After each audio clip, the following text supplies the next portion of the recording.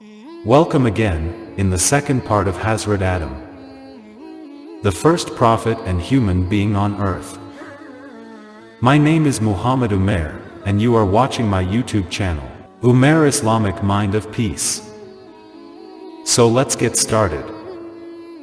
We imagine when Allah the Almighty decided to create Adam, He addressed His angels and told them to prostrate before Him. He did not mean to ask their opinion or take their advice, for He is above that. Allah the Exalted told them that He was going to create a vicegerent on the earth who would have children and grandchildren who would corrupt the earth and shed each other's blood. That is why the angel said to Allah the Almighty, in Quran, "Will you place therein those who will make mischief therein and shed blood?" About the traditions of angels. There are old traditions about the angels before the creation of Adam. According to Ibn Qatada, it was said that the angels were informed about the creation of Adam and his progeny by the jinn who lived before Adam. Abdullah ibn Umar said that the jinn had existed for about 2000 years before Adam and then shed blood. Therefore, Allah sent on them an army of angels that drove them out to the depths of the seas. Then Abi Hatim narrated from Ali Jafar, al-Bakr that the angels were informed that man would cause wickedness and shed blood on earth. It was also said that they knew that no one would be created on earth who would not be wicked and shed blood. Whether or not these traditions are correct, the angels did understand that Allah would create a vicegerent on earth. Allah the Almighty announced that He was going to create a human being out of clay, that He would mold him and blow His spirit into him, and then the angels should prostrate before him. The creation of man. Abi Musa al-Shari'i narrated that Prophet Muhammad said, Allah created Adam from a handful of dust taken from different lands, so the children of Adam have been created according to the composition of the land. Therefore, from mankind we have white, red, black and yellow ones, we have good and evil, ease and sorrow, and what comes in between them. Getting the clay to make man. Ibn Masud and other companions of the Prophet said that Allah the Almighty sent Gabriel onto the earth to get him clay therefrom. The earth said, I seek refuge in Allah from your decreasing my quantity or disfiguring me. So Gabriel returned and did not take anything. And he said, My Lord, the land sought refuge in you, and it was granted. So Allah sent Michael for the same purpose, and the land sought refuge with Allah and it was granted. So he went back and said to Allah what Gabriel had said before him. Then Allah sent the angel of death, and the land sought refuge in Allah. The angel said, I also seek refuge with Allah from returning without carrying out His command. So he took clay from the face of the earth and mixed it. He did not take from one particular place, but rather he took white, red, and black clay from different places. The angel of death ascended with it, and He, Allah, soaked the clay till it became sticky.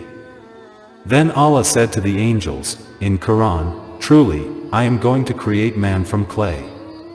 So when I have fashioned him and breathed into him, his soul created by me, then you fall down prostrate to him. The angels' fear of Adam. So Allah shaped Adam into a human being, but he remained a figure of clay for 40 years. The angels went past him. They were seized with fear by what they saw, and Iblis felt this fear most. He used to pass by the figure of Adam, buffeting it, which would make a sound like pottery. Allah told us, He created man, Adam, from sounding clay like the clay of pottery. The breathing of Allah's Spirit. When the time drew near to breathe the Spirit into Adam, as Allah the Almighty decreed, He commanded the angels. When I breathe my Spirit into him, prostrate before him. Allah breathed His Spirit into Adam, and when it reached his head, Adam sneezed. The angels said, Say all praise belongs to Allah. Adam repeated, All praise belongs to Allah. Allah said to him, in Quran, Your Lord has granted you mercy. When the Spirit reached his eyes, Adam looked at the fruits of paradise. When it reached his abdomen, Adam felt an appetite for food. He jumped hurriedly before the spirit could reach his legs, so that he could eat from the fruits of paradise. Allah, therefore, said, "Man is created of haste." And then, the angels prostrated themselves, all of them together.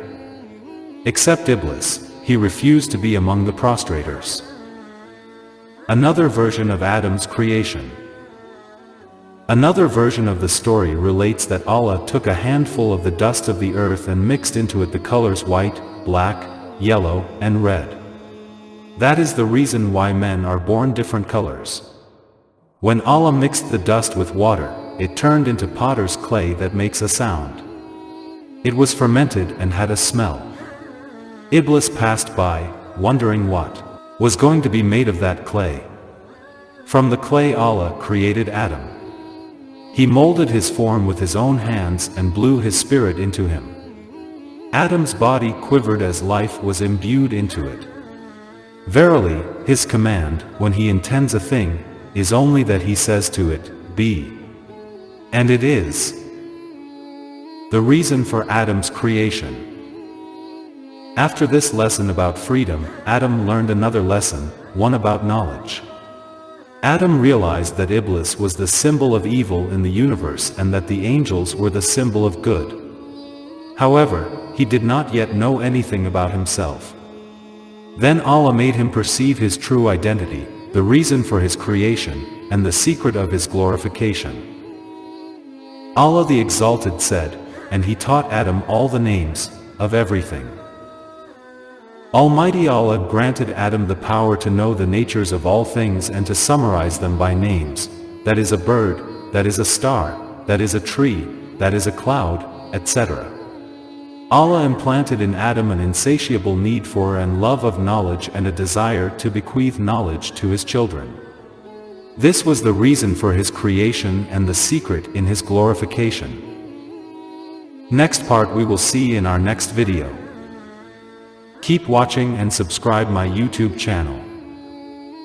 Thanks for watching.